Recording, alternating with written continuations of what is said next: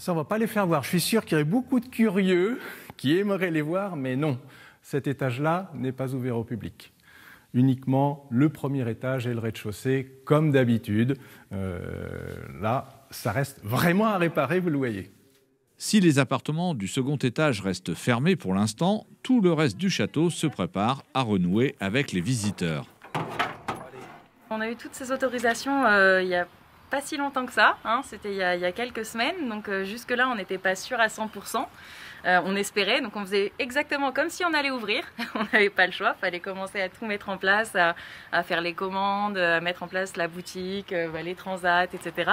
Mais voilà, on était un peu en panique de se dire que peut-être ça ne se ferait pas, et au final, on va pouvoir ouvrir, donc c'est la meilleure nouvelle qu'on pouvait avoir cette année, je crois.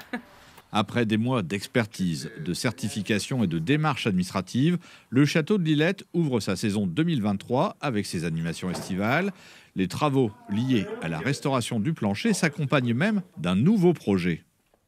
La première chose, c'est qu'il y avait des fragilités qui maintenant sont détectées, et ça c'est quand même important. La deuxième, c'est que depuis longtemps on imaginait, c'était un projet un peu évanescent, de dire tiens, ce serait bien si on pouvait ouvrir les combles au public. Là, on peut vraiment tenter de mener ce projet à terme en espérant peut-être que pour la saison prochaine, c'est-à-dire dans 1 an, nos visiteurs découvrent cette belle charpente. Au château de Lillette, une mauvaise réparation au 19e se transforme en force de l'architecture Renaissance.